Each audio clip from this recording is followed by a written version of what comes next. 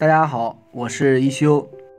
减震器是汽车底盘悬挂系统中非常重要的部件，它的损坏可直接导致车辆的驾驶性能和舒适度受到严重的影响。今天呢，店里维修的这辆车，它的减震器就是损坏的非常彻底，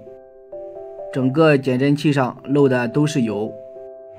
轴心油封已经完全起不到密封的作用。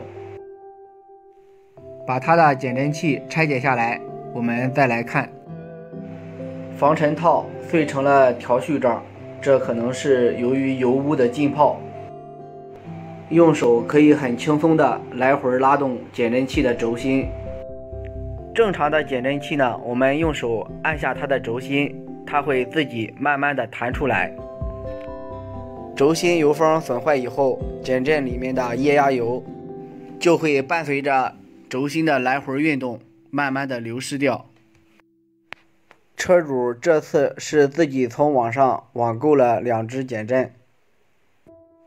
但是通过我的观察，这个减震的质量真是非常一般，感觉特别像翻新的减震。这里换完油封打的黄油特别明显。这只减震按到底以后也不会慢慢的回弹，并且用手去辅助它回弹也是没有什么效果。减震器底部合格证贴纸还有下面刻印的字体都不是很清晰，螺丝的固定孔与这个焊点也不是特别的规整。在这里一休也是提醒车主朋友们，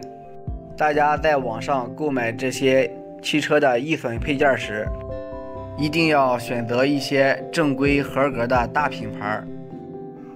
不要只图配件价格便宜就选择去购买。如果更换了一些比较劣质的配件，早早的就会出现问题，到时候再次更换是特别的得不偿失。就算是减震器的防尘套，也要用质量可靠一点的，因为小配件也是有大作用的，它可以有效的防止灰尘进入这个减震的轴心油封，防止轴心油封的过早损坏。按照正常情况来说，汽车的减震器是没有固定使用寿命的，